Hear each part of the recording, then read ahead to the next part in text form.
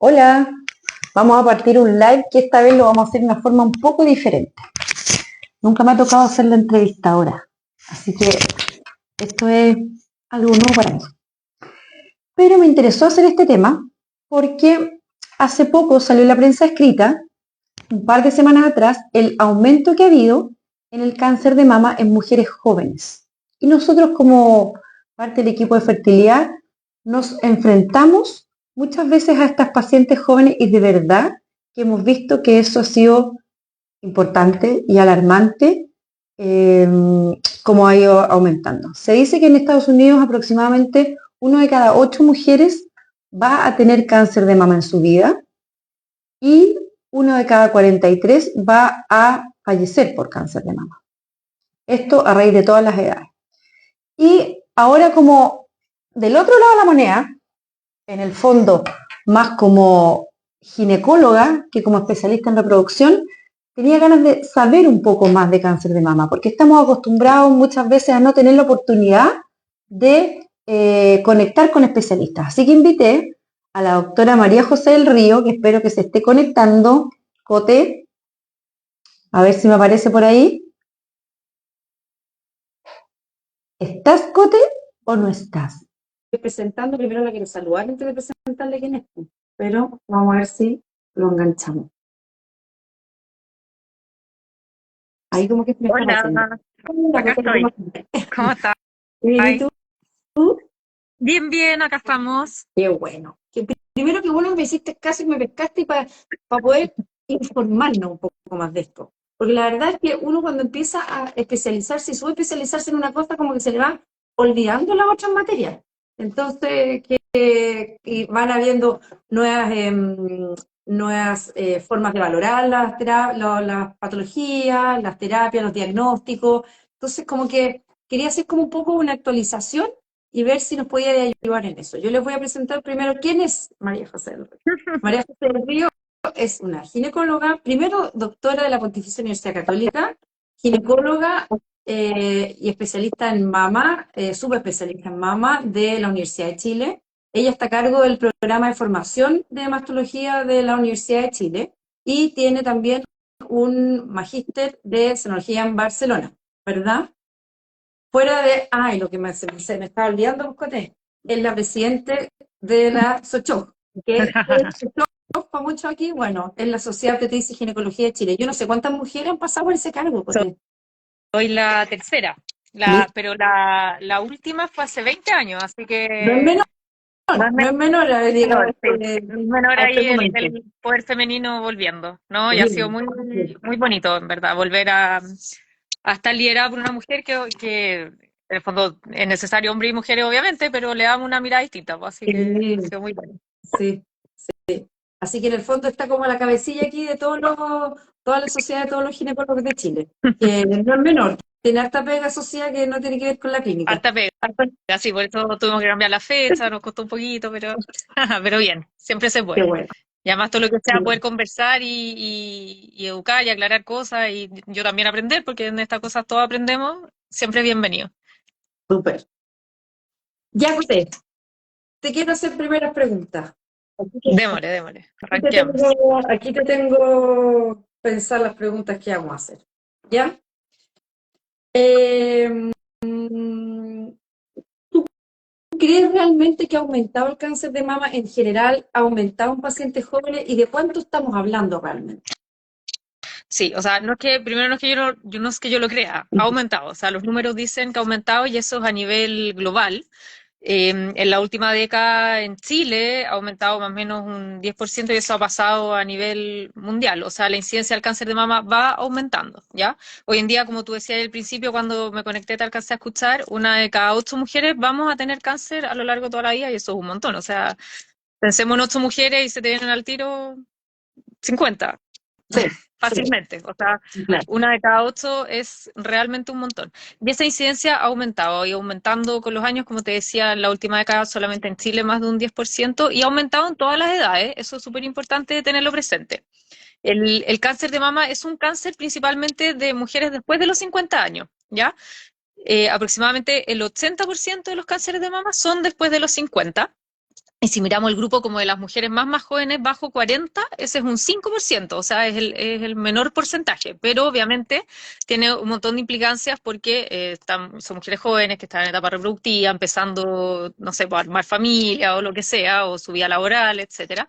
Entonces, obviamente es como potente, por así decirlo, pero yo creo que es súper importante tener claro que es un cáncer de mayor edad, o sea, como la mayoría se produce después de los 50 años, porque también muchas veces pasa que las mujeres decimos como, ya no me dio, ya tengo, no sé, pues 60, 70, ya no me dio, y no, a mayor edad, mayor riesgo.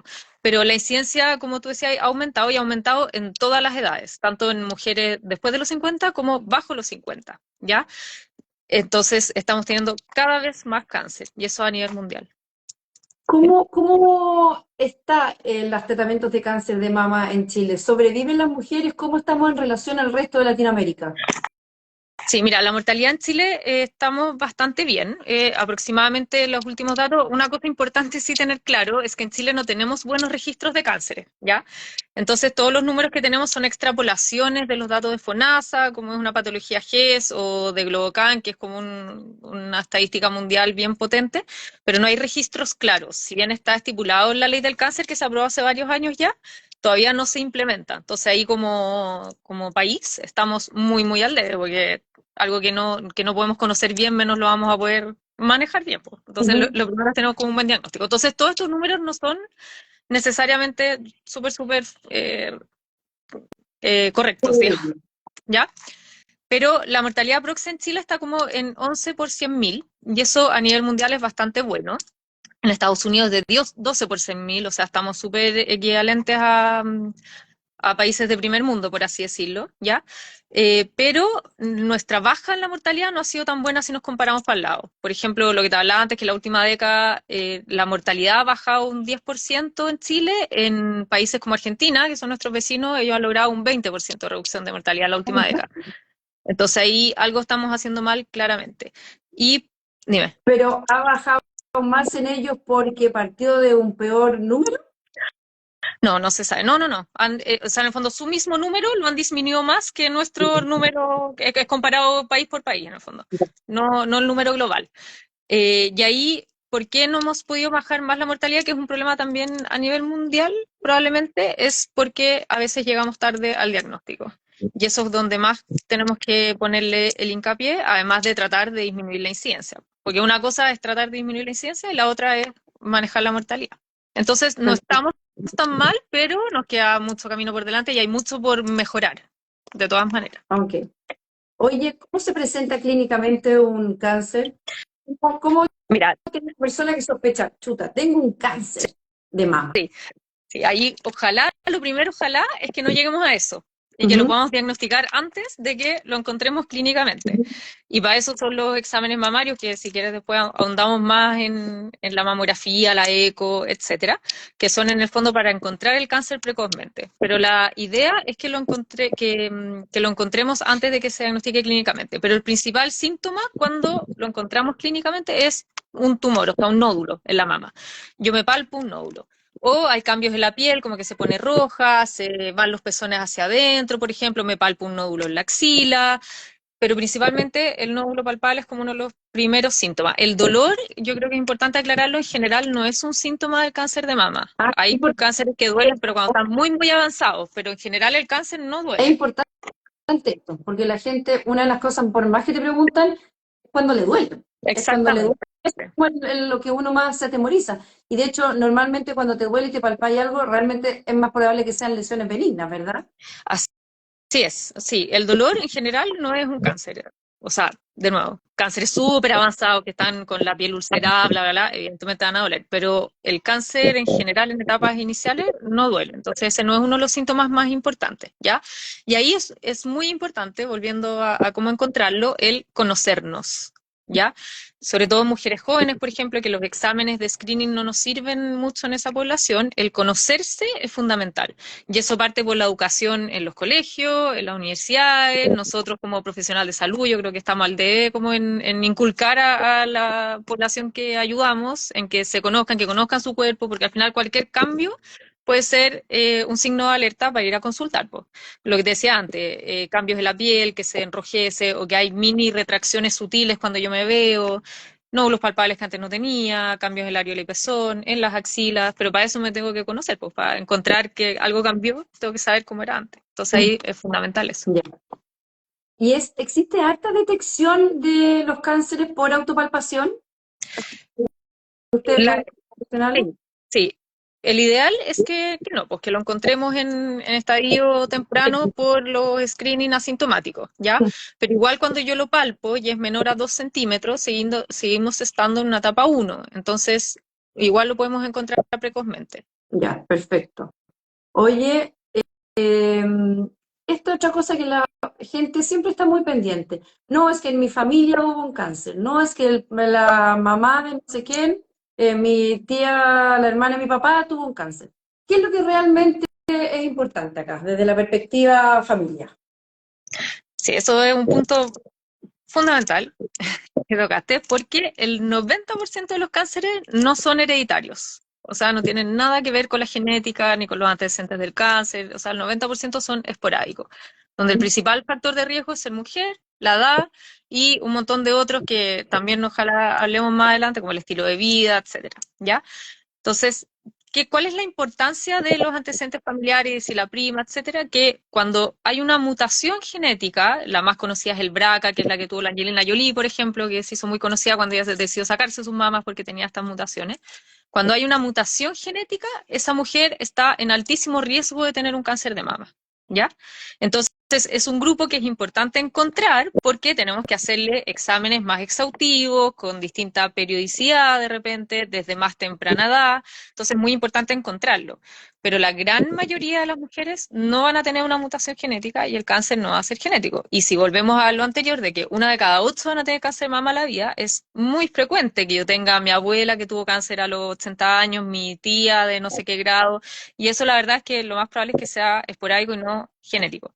Pero si yo tengo, por ejemplo, cáncer de mama en algún hombre de mi familia, o alguien de mi familia cercana con cáncer de ovario, o que tengo alguien con, no sé, pues mamá o hermanas con cáncer de mama antes de los 50 años, todo eso son como banderas rojas para ir a consultar y ver si realmente estoy en mayor riesgo de tener un cáncer de mama o no. Y eso es muy importante porque una de las cosas que a lo que está virando el mundo hoy en día es poder encontrar estas mujeres de mayor riesgo y a ese grupo hacerle exámenes más especializados para poder encontrar un cáncer más precozmente y porque se le puede producir a más temprana edad. En las mujeres que tienen mutaciones, el cáncer se puede producir antes. Entonces es muy importante encontrar ese grupo, pero no hay que ser alarmista de que por tener un solo antecedente voy a estar en mayor riesgo. Ok, pero si nos queremos poner así como, ok, yo tengo mamá que tuvo un cáncer de mama a los 38 años. Yo soy una candidata a tener mayor probabilidad de ese cáncer. Siempre que haya una mutación genética Está asociada. bien, pero ¿qué tengo que hacer yo? Yo solo sé que mi mamá tuvo un Sí. cáncer joven. ¿Qué tengo que hacer yo? Ya, ahí hay dos filtros. Yo creo que el primero es el ginecólogo, ginecóloga o matrono, matrona, para que, en atención primaria, en el fondo, para que te evalúe tu historia familiar. Y lo otro camino, o ir con la mastóloga o mastólogo para evaluar de nuevo la historia familiar y evaluar tu riesgo de tener cáncer de mama y un asesoramiento genético para ver si vale la pena o no hacer un estudio genético y ver si en tu familia hay una mutación, que por lo demás no va a predisponer solamente a cáncer de mama, sino que puede predisponer a otros cánceres. Entonces, yo creo que ahí es súper importante esas tres cosas, o sea, el asesoramiento genético, pero también la consulta que sea con ginecólogo, ginecóloga o el mastólogo para poder evaluar ese riesgo y ver qué hacemos respecto a eso. Perfecto. Oye, una pregunta a lo mejor te voy a sacar y esto no lo habíamos pensado ni hablado, Pero, y, Coté, pero y redondeando la cosa anterior, también no solamente las mujeres que tienen antecedentes estar alerta, yo creo que nosotros como profesionales de la salud muchas veces pecamos también que no lo preguntamos. Entonces también como nosotros estar pendientes de preguntar los antecedentes familiares de cáncer, cuáles tiene, y en base a eso ver si amerita o no derivar a algo. perfecto. Entonces ahí no es solo una responsabilidad de las mujeres, yo creo que de los profesionales de la salud también. Es que esto una vez lo conversaba yo con algunas personas que si tú vas y sospechas que tienes o tienes una mamá que tuvo un cáncer chica y vas y te haces un asesoramiento genético y un estudio genético, tú quedas para el sistema ISAPRE catalogada como una paciente en riesgo? Sí, ese es un vacío legal que no está resuelto en Chile para nada y yo te diría que no está resuelto casi en ninguna parte del mundo. Porque no quedas con una preexistencia oficial porque no has tenido una enfermedad, ¿Ya? por lo tanto hoy en día y los seguros de salud muchas veces cubren las cirugías reductoras de riesgo, hay que pelearla harto, pero al final lo cubren, ¿ya? Entonces no, hoy en día no quedas con esa como preexistencia o que te tachen o qué sé yo, pero no está legislado ni está regulado. Entonces, a medida que se van haciendo más estudios genéticos y se diagnostica mejor, no sé si finalmente lo van a regular o no, pero ahí hay un vacío legal y regulatorio no solo en Chile, en gran parte del mundo.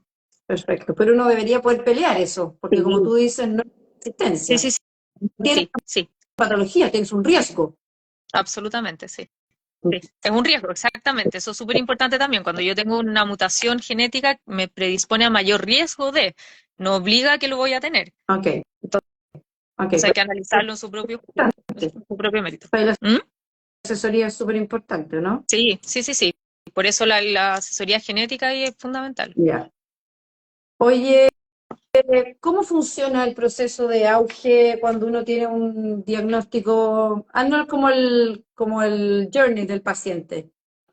Ya, ahí, em, primero el GES es las garantías explícitas en salud, ya que es un grupo de enfermedades que están asociadas a un diagnóstico y que se garantiza su atención en ciertos tiempos, ¿ya?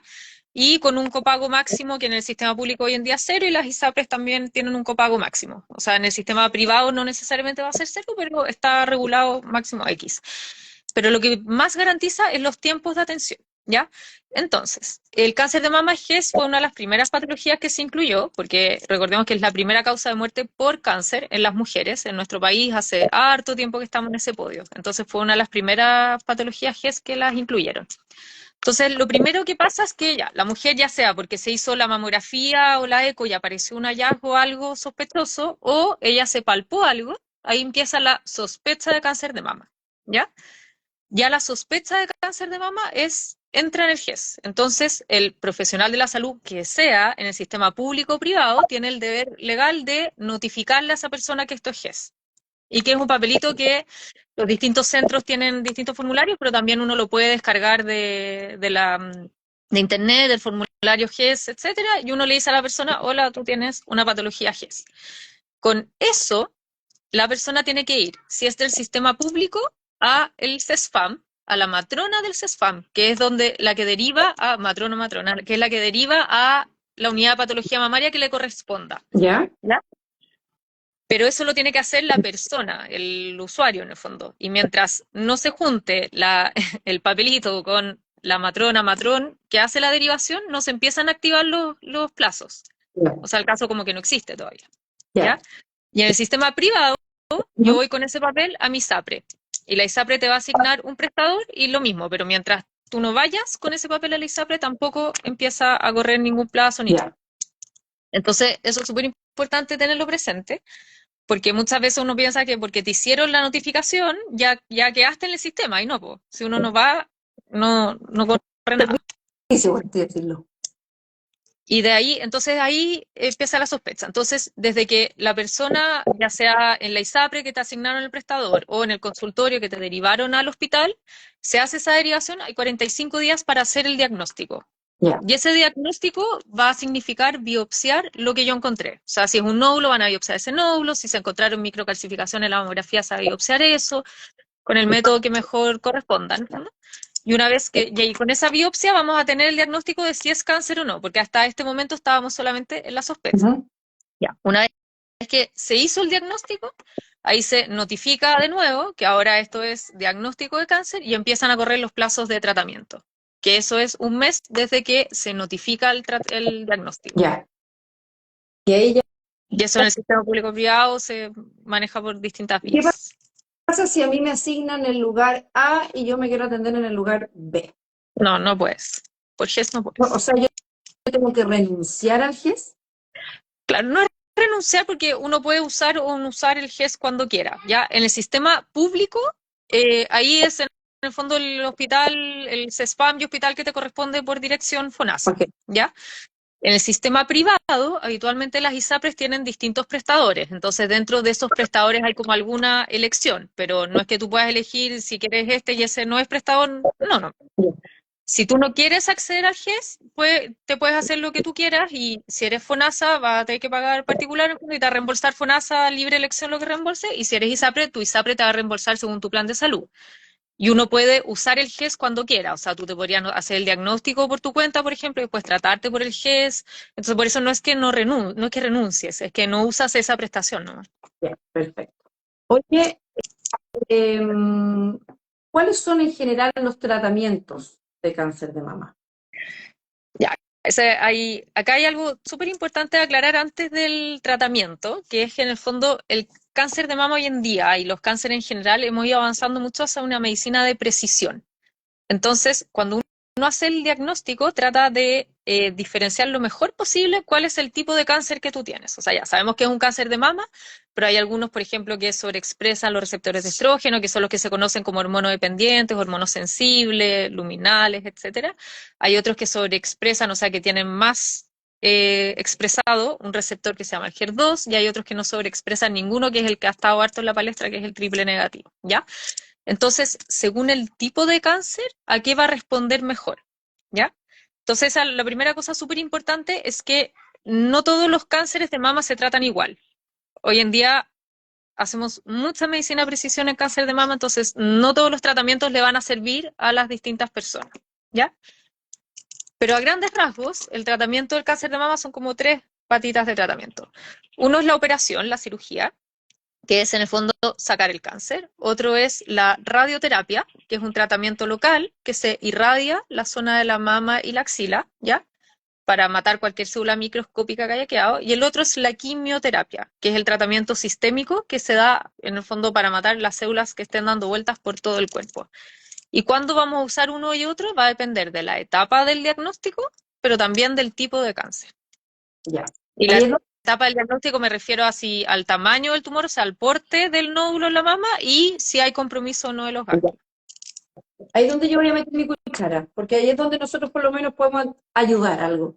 Y es que antes de hacer una quimioterapia, muchas veces las pacientes entre hacer el diagnóstico, partir la quimioterapia, tienen una ventana de tiempo, que a veces nos suelen dar como 2 semanas, es como el permiso que nos dan los mastólogos a la gente de reproducción para que en esa paciente que, por ejemplo, no ha completado paridad o no ha tenido hijos y en un futuro piensa tener, podamos preservar los óvulos. Y eso es muy importante porque los cánceres no solo tienen un momento de curación, sino que también tienen los efectos a largo plazo. Y dentro del efecto a largo plazo de la quimioterapia es la toxicidad en los ovarios. Y esa toxicidad en los ovarios es variable dependiendo de los tratamientos que se usen, de los fármacos que se utilicen y de la edad que tenga la persona cuando presenta la patología.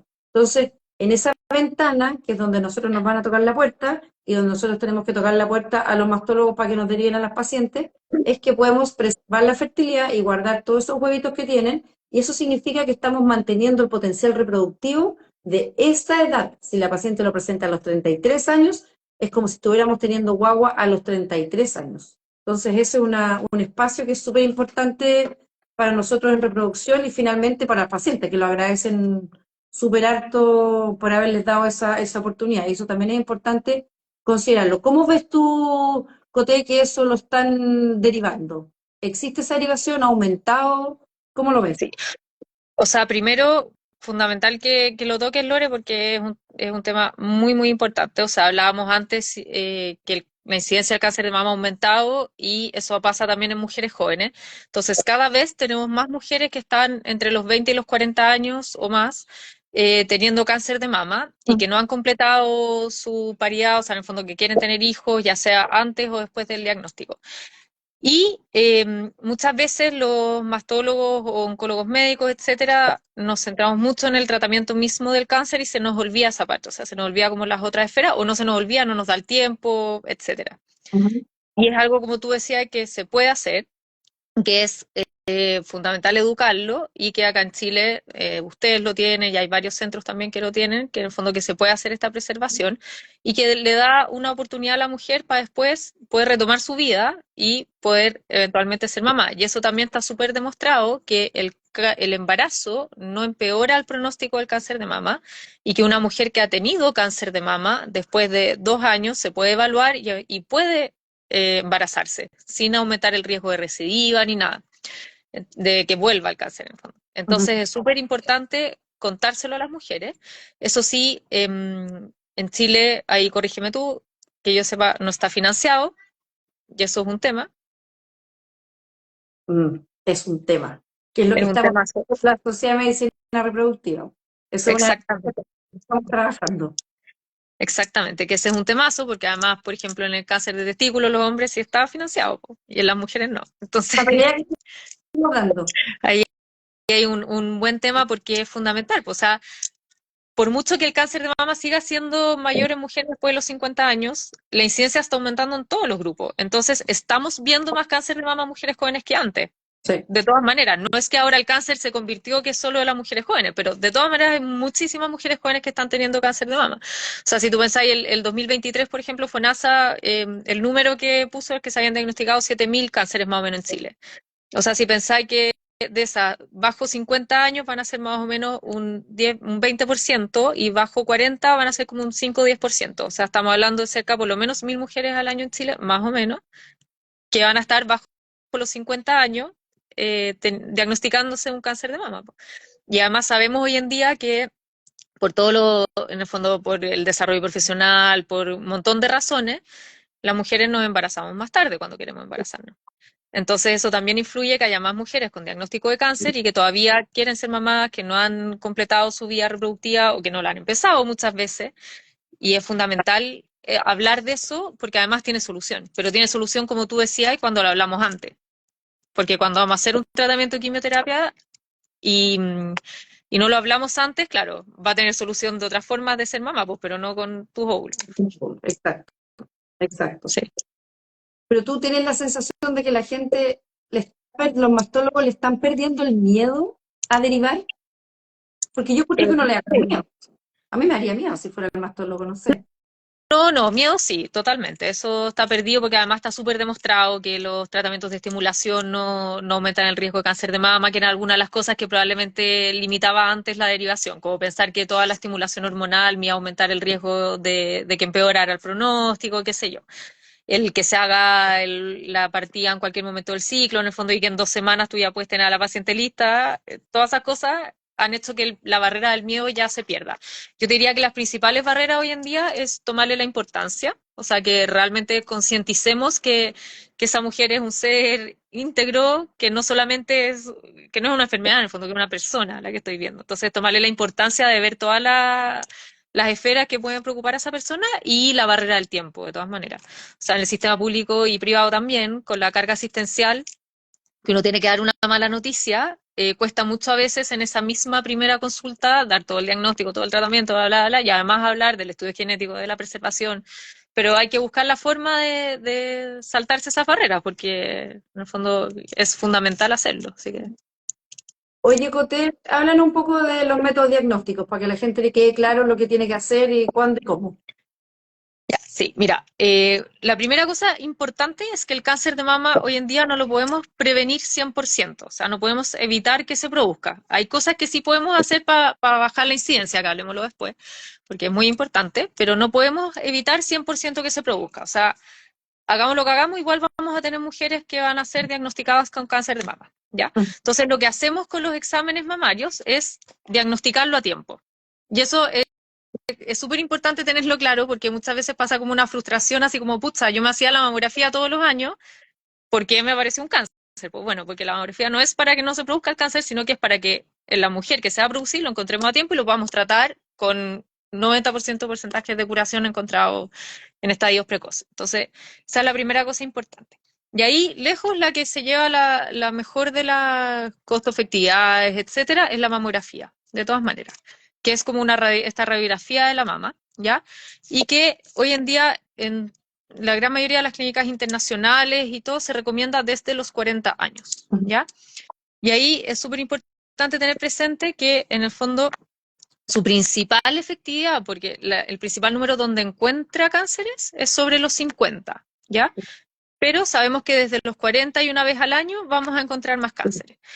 ¿Qué es lo que pasa y por qué hay países que recomiendan desde los 50, otros desde los 40, etcétera? Es que cuando yo hago muchas mamografías, encuentro también muchas cosas que no son cánceres. Entonces eso implica biopsias de más y también diagnósticos de cánceres que nunca iban a llegar a desarrollarse. Ya sabemos que yo la voy a tratar, ¿ya? Pero si queremos bajar la mortalidad y encontrar altos cánceres desde los 40 anual, de todas maneras. Y en Chile tenemos una cobertura muy, muy mala de la mamografía. Si miramos el grupo sobre los 50 años, la cobertura es más o menos un 40%, o sea, bajísima. Me sorprendo con ese valor, Jote. ¿Ah? Pensé que era más. ¿Está bien? Sí, esa fue la última encuesta que hacen, era como un 38%, o sea, muy, muy, muy bajo. Y la principal razón era como el desconocimiento, así como no sabía que me lo tenía que hacer, a pesar de todas las campañas y todo. Igual hay otras razones para no hacérsela. Uno es el miedo, esa es como una razón bien importante, creo yo, como prefiero, no, como que me van a encontrar algo, bueno, entonces ahí hay que perderle miedo y verlo como una oportunidad para encontrarlo a tiempo. Otra razón es, por ejemplo, el tiempo, obviamente. Nos postergamos, todos sabemos, porque la vida corre, que los niños, que la pega, bla, bla, bla, y nos vamos dejando atrás. Y ahí, bueno, legalmente hay medio día laboral al año que uno puede usar para hacerse estos exámenes preventivos y todo, pero muchas veces no lo usamos, no lo sabemos y pasa el tiempo. Pero nos hacemos muy poca mamografía en Chile a pesar de todas las campañas. Entonces ahí yo creo que es fundamental tenerlo así como en el calendario, lo que sea, una vez al año desde los 40, anual de todas maneras. En los casos... ¿Ah? Anotártelo en tu agenda, el mes de los exámenes. Y ahí, ¿cuál es el mismo mes de las campañas? ¿Cuál es ese, Coté? El de las campañas de octubre. Octubre. Sí. Perfecto, bacán. Pero ponte ahí, yo siempre le digo a las mujeres, como no sé, pues asócialo si quería al mes de tu cumpleaños, como algo, no sé, marzo que empezó el año, hay gente que le gusta diciembre, como cambiar de año todo cerrado. Al final da lo mismo, descoordínate un año, pero que te quede un mes que te sea fácil y que te acordís que haya algo que, oh, estoy en X mes y no me he hecho la mamografía. Como, Bueno, súper importante, sí, porque lo hacemos poco, como te digo. Ahora, igual es importante destacar que en Chile no hay un programa de screening como tal, o sea, no hay un programa de tamizaje como tal. Por ejemplo, en los países europeos que sí hay, te llega una carta o un mail, me imagino hoy en día, ya no será carta de correo, digamos, a la casa, hola, a usted le toca hacerse la mamografía y son radiólogos expertos en mamografía, porque esa es otra cosa importante, la calidad del examen, que en Chile tampoco está como regulado la calidad. Y hay exámenes muy buenos, pero hay otros muy malos, pues, y uno se queda con la tranquilidad de que me lo hice y en realidad es un examen que está mal tomado, mal informado, etcétera. Entonces eso también es importante, ¿ya? Y que en Chile no tenemos este programa de tamizaje, entonces también ojalá algún día lleguemos a tener alguna forma que como país nos hagamos más cargo de este examen. Ahora, ¿qué pasa? Y la mamografía, como te decía, entonces es el examen principal. La ecografía, que es la que pasan con el gel y que generalmente las mujeres quieren hacerse la eco y no la mamo porque la mamo duele más que la eco. Es un complemento de la mamografía. O sea, en los casos en que la mamografía son mamas densas o encontré algún hallazgo o tengo un nódulo palpable, pero es un complemento de la mamografía. La eco como examen solo no tiene mejor sensibilidad que la mamo. Entonces ahí es súper importante, en el fondo, no hacerse solo eco, sino que en los casos, mamografía de todas maneras, y en algunos casos voy a necesitar además la eco. Y otros exámenes como la resonancia o qué sé yo, ya son para grupos de alto riesgo que tienen mutaciones, entonces eso ya era ser un examen pedido por un mastólogo, por alguien dedicado a la especialidad. En el fondo, no es un examen para pedir como screening general si es una mujer de riesgo poblacional. Ahora, ¿qué pasa bajo los 40 años? Y el principal problema es que la mamografía tiene muy mala sensibilidad. O sea, no es que no se pueda hacer, pero no nos sirve para encontrar los cánceres a tiempo. Porque las mamas de las mujeres antes de los 40 son muy densas. Entonces, tengo que hacer una pregunta. sí. ¿Son esas todas o depende si hay tenido guagua o no hay tenido guagua? No depende tanto de la maternidad. En general, bajo los 40 son todas más densas. Hay algunas que van a ser más adiposas, pero igual la mamografía no es un buen examen antes de los 40 años para detectar cánceres, ¿ya?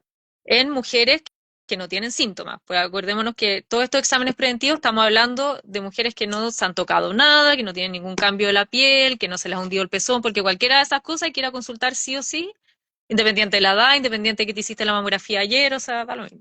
¿Ya? Entonces, bajo los 40 40, como te decía, es un mal examen y por eso es que no la pedimos como método de tamizaje o de screening antes de Ya. los 40, ¿ya? Dicho eso, hay ciertos grupos, como las mujeres que tienen antecedentes, por ejemplo, su mamá tuvo cáncer a los 40 años o a los 45, o conocía una mutación, o lo que hablábamos antes, tuvo su papá cáncer de mama, o sea, cáncer de mama en hombre, o alguien con cáncer de ovario, como estas banderas rojas que hacen pensar que esa mujer pueda tener una mutación genética, son mujeres de alto riesgo que sí o sí debieran ir a consultar a un especialista para poder ver su riesgo y en base a eso, ¿qué exámenes hacemos? ¿Ya? Porque las mujeres que tienen mutaciones o que tienen alto riesgo por su carga familiar, empezamos con los exámenes antes, ya sea ecografía o resonancia, generalmente no mamografía, pero empezamos con los exámenes antes. Pero ahí va a depender mucho de la historia familiar, de qué es lo que tiene, cuál es el examen, ya que vamos a partir. Porque estas son banderitas rojas que esas pacientes deberían ir a consultar a un mastólogo y decir, ok, ¿cómo me tengo que ir controlando? Yo Exactamente. este antecedente. Exactamente, totalmente. Y en las que no tienen ni un antecedente ni una bandera roja, sí o sí lo que hablábamos antes, conocerse y hacerse el autoexamen una vez al mes, que ojo, el autoexamen no va a bajar la mortalidad porque igual vamos a encontrar el cáncer ya palpable, ¿ya? Pero si yo lo encuentro palpable más a tiempo, los tratamientos van a ser mucho menos morbios y igual voy a tener un mejor pronóstico. Ya. O sea, como que en los grandes números no sirve como método de tamizaje el autoexamen. Pero en el 1 a 1 y en una mujer de menos de 40 años que no tengo un examen de screening bueno, sirve conocerse y sirve crear conciencia de mi mamá. De ahí es súper importante que cuando yo me voy a palpar las mamas, el mejor momento para hacerlo es en la primera fase del ciclo, cuando estoy menstruando, terminando la menstruación. Qué bueno eso, para que lo tengan Porque, súper en la cabeza. porque en la fase, en el fondo, las otras fases del ciclo, como premenstrual, la mama está muy congestiva y seguro, o sea, me voy a palpar millones de nódulos que no son nada, que es tejido glandular denso nomás. Corta regla, entonces, un poquito después. Un poquito después, exactamente. Y lo que te quería contar, Lore, que hoy en día se está hablando mucho de evaluar el riesgo de todas las mujeres entre los 25 y 30 años. Eso quiero saber. ¿Y cómo se hace eso? Sí, eso, mira, la Sociedad Americana de Radiología ya lo está recomendando, los argentinos también, así como no a nivel de financiarlo en el sistema público argentino, pero sí la Sociedad de Mastología lo está recomendando y todo. Que a los 25 o 30 años yo debería tener con un mastólogo o algún ginecólogo especializado en hacer eso, digamos, o puede ser incluso una matrona que se haya especializado en hacer eso, pero con alguien especialista que sea capaz de evaluar tu riesgo. Y hay calculadoras de riesgo, ¿ya? Que son programas en internet que yo meto el riesgo y, o sea, yo meto tus antecedentes, tu peso, tu talla, etcétera, tu estilo de vida, bla, bla, bla, las biopsias que has tenido, tus antecedentes familiares y otras cosas, y con eso me da el riesgo cáncer de mama, ahí estoy, Sí. no sé qué me salió, ya. Con eso me da el riesgo que tú tienes de tener cáncer de mama a lo largo de la vida. Y si ese riesgo es igual al de la población general, o es mayor, y si es muy mayor o poco mayor. Y en base a eso, yo puedo cambiar el tamizaje. O sea, en vez de decirte, ¿sabes qué? Espérate hasta los 40 con tranquilidad y ahí empieza con la mamografía anual, yo puedo decirte, ¿sabes qué? En tu caso, vamos a empezar antes con tal examen porque tú tienes más riesgo que el resto acerca y cambia tu estilo de vida, etcétera. El gran problema que tienen todos estos calculadores de riesgo es que, como muchas cosas de la medicina, están validadas para la población americana, principalmente. No están validados para la población chilena menos, pero latinoamericana tampoco. Entonces, por eso te decía que es súper importante que lo haga un especialista, porque igual hay que saberlo interpretar, porque si no podemos terminar generando alarmas innecesarias, etcétera. Pero esto es algo que yo creo que va a venir fuerte en los próximos años y que es a lo que deberíamos llegar, porque al final no tiene ningún sentido que a todas las mujeres, por ejemplo, le estemos haciendo, incluso a nivel poblacional, quizás desde los 40 todos los años. Podríamos hacer de los 40 cada 2 años, que es lo que recomienda la USPS, por ejemplo, en Estados Unidos. Pero sí hay un grupo que claramente las tenemos que mirar más de cerca. Entonces, a eso vamos y yo creo que a eso es lo que tenemos que llegar, absolutamente. De alguna manera, si uno piensa que los argentinos que tú me estás contando que tienen esa baja un 20%, que a nivel latinoamericano igual es alto, y están implementando esto, escucha, a lo mejor igual no para copiarlo. No, pero lo empezaron a implementar, yo lo vi hace muy poco esa recomendación de ellos y esta baja la tuvieron hace rato, así que no se lo podemos enchufar a eso. Hay las cosas que no sabemos por qué. Exactamente. Ahora claro, lo que pasa es que ahí, si lo queremos implementar como nivel país, es importante, como te decía, formar probablemente a la gente de atención primaria, porque obviamente no da para que los especialistas vean a toda la población, pues, o sea, y tampoco no tiene ni un sentido como sistema de salud. Pero ahí, en general, no sé, pues, por ejemplo, si la ginecóloga o ginecólogo está viendo a esa mujer, que la va a ver de todas maneras, si le salen alguna de estas banderas rojas, de todas maneras desviarlo, porque probablemente es de las mujeres que tienen más riesgo. Perfecto. Oye, Coté, y una pregunta distinta. ¿Existe algún apoyo psicológico en las pacientes que ya tienen un cáncer de mama?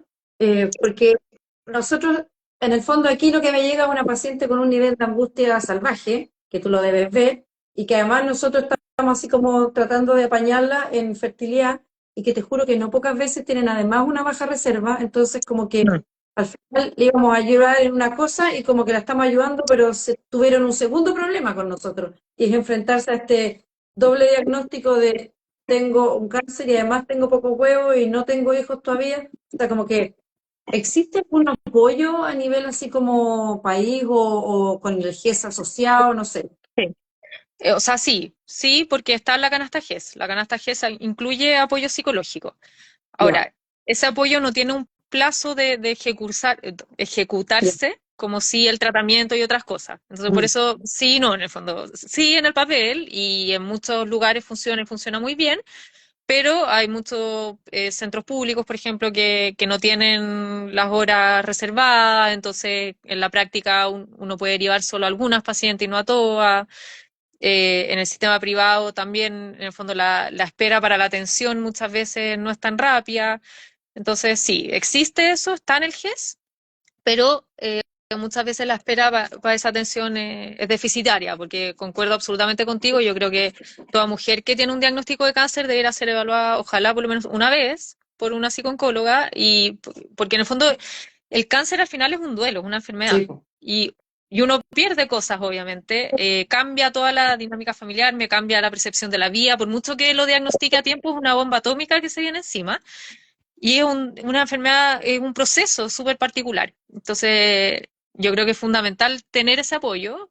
Ojalá lo pudiéramos tener para todas las mujeres y como te digo, está en el GES, entonces ahí es importante también buscar las formas de acceder, pero muchas veces el tiempo de atención no es tan pronto. Ya. En relación a lo laboral, ¿existe algo? O sea, ¿tienes un permiso laboral? ¿Tienes una licencia? ¿Cómo funciona? Sí, hay licencia de todas maneras desde que se empiezan los ¿Esa tratamientos. licencia la dan ustedes? Sí, o sea, el que sea que esté dando el Ya, tratamiento, ya sea nosotros, los oncólogos médicos, el radioterapeuta, puede ser cualquiera de los implicados. ¿Mm? no es psiquiátrica. No, no, no, no, no, no. Ya, pero funciona como la psiquiátrica en el sentido de que tú no tienes que estar en el reposo en tu casa. Funciona así, sí, o sea, si te van a ver, uno puede decir como no, estaba en recuperación, bla, bla, sí, Ya. sí. Y esa licencia se hace generalmente continua, ahí depende un poco del trabajo, de lo que quiere la mujer, porque muchas quieren, no sé, pues hay ciertos periodos en que físicamente quizás sí puedes trabajar, y hay mujeres que quieren, no sé, por las que son independientes, ponte tú, muchas veces quieren volver a trabajar, o ahí depende un poco, pero así como médicamente corresponde que uno la haga continua desde que parte el primer tratamiento hasta que termina el último. Ya. Y ahí está, hay una ley después que cuando tú vuelves al trabajo también hay un fuero en el fondo para que no te puedan despedir durante un tiempo después de este Ya. diagnóstico. Qué bueno, Así hoy toda la información que me encanta porque es como un barrido así de lo patológico hasta lo que, en el fondo, lo que yo te decía, cómo uno va haciendo este camino, ¿te fijáis? Que tiene varias vertientes y que uno tiene que ir ayudándose y apoyándose en todas esas vertientes. sí, ¿Cuál es? totalmente. Ahora, para lo que no hay licencia, es cuando uno está en el periodo del diagnóstico. Claro, Que que es como lo que tú decías, es como la bomba atómica que te llegó encima. Exactamente, y que es un periodo, no hay no una licencia de parte nuestra, pues quizás alguien se está con un trastorno adaptativo, qué sé yo, puede tener una licencia psiquiátrica quizás, pero no de parte del tratamiento. Y es un periodo, claro, que uno está con mucha ansiedad, o sea, el periodo en que uno espera el resultado de la biopsia, por ejemplo, es de una incertidumbre horrible, porque da pie a toda la imaginación y uno no tiene como el diagnóstico, entonces tampoco sabes a qué atenerte, no sabes más o menos lo que puede venir, pero al final es cualquier cosa incierta, pues que da pie para cualquier pensamiento. Y además uno está haciendo muchos exámenes, entonces tienes que ir harto al doctor. pero ahí queda ya como a la buena onda, por así decirlo, de tu empleador, que te den los Sí, lo que pasa, permisos y toda la sí. cosa. Lo que pasa, a nosotros nos pasa también un poco eso, que las pacientes tienen que estar viniendo Mm. periódicamente y es como tienes que salir de la mitad de la pega, venir antes, venir después. Entonces, estamos agregando al proceso en sí de la fertilidad, que también es un duelo. Yo siempre digo que se parece al cáncer en el sentido de que es un duelo, es incierto, es caro, es emocionalmente complejo, o sea, es muy parecido en las situaciones emocionales y las vivencias que tiene día a día. Entonces, también esto de tener que venir, perder la pega, no saber qué contarlo, no quieres contarlo, uf, le estamos agregando un efecto estresor, amplificador a todo el proceso que no tenía nada que ver con el proceso mismo, pero que no, que como país ni como empresa no estamos ayudando en nada, digamos, estamos complicándoles más el panorama. Absolutamente. Sí, Sí, no, 100%. Y es un proceso que en el fondo hasta que uno no lo vive, no lo entiendes. es lo mismo que el proceso de la infertilidad, pues, o sea, hasta que uno no lo vive, no lo entiende, porque es obvio, pues, Fue, son muy distintos, muy difíciles. Desde el punto de vista familiar, por ejemplo, las mujeres jóvenes, de nuevo, que tienen niños chicos, a veces, todo el manejo de qué le digo, qué no le digo, cuándo, cómo lo involucro, porque los niños se dan cuenta, obviamente, que algo está pasando, y todas esas cosas son factores estresantes como tú decías, que se van agregando al factor ya estresante de estar en este tratamiento. ujú. Oye, Sí. nada, te quiero mandar un beso, darte las gracias. Encuentro que ha sido tremendamente enriquecedor e informativo. Yo me imagino que para la gente que nos escucha ahora, para la gente que nos va a escuchar después, porque esto queda ahí como contenido. Y para mí también, pues si yo quería que en el fondo aprender un poco de esto, el mismo hecho que te estoy diciendo que nos estamos encontrando con más pacientes, em, te permite empatizar mejor, te permite entender más, saber en qué proceso estamos, darle cierta consejería en este proceso de lo que tú me estás diciendo de la derivación, del GES, de la contención, de qué hay, qué no hay, de lo que es lo laboral. O sea, poder apoyar a los pacientes desde una perspectiva más holística y más multidisciplinaria. Así De todas maneras.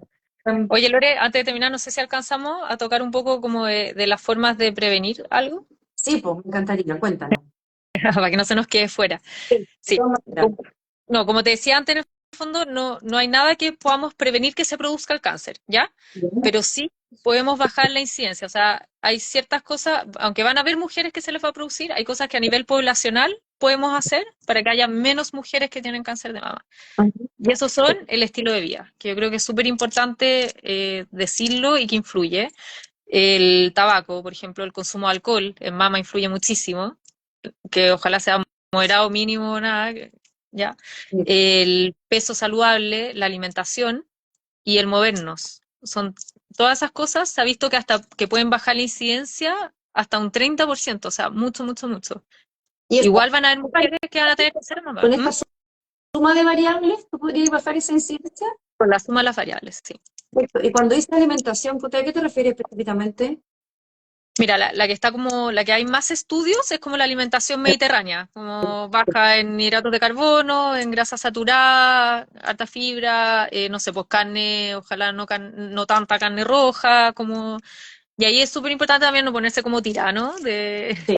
en el fondo como salomónico, así de ya dejo todo, bueno, si alguien quiere adelante, pero no es necesario, Ujú. pero que la habitualidad sea una alimentación saludable y que la habitualidad sea movernos, y si bien es difícil, en el fondo también, no se necesita ponerse a correr maratones, ¿cachai? Pero no sé, pues, estacionarte más lejos, cosa que ahí tenga que caminar, o si son 5 cuadras, caminando y no en auto, sube la escalera en vez del ascensor, como mini cosas. Yo no sé, pues, yo realmente trato como, quiero ir a conversar con mi hijo, ya en vez de ir al café, salgamos a subir un cerro, no tengo idea, como y eso lo deberíamos cambiar como sociedad, o sea, porque eso no es solo para el cáncer de mama, y probablemente todo este aumento de incidencia que hemos visto en los últimos años, no hay un solo factor, es multifactorial, pero probablemente estamos viendo los cambios en estilo de vida que hemos tenido los últimos 70 años, en que comemos peor, nos movemos menos y cada vez menos, pues. Entonces, yo creo que ahí es súper importante que ahí todos tenemos una herramienta.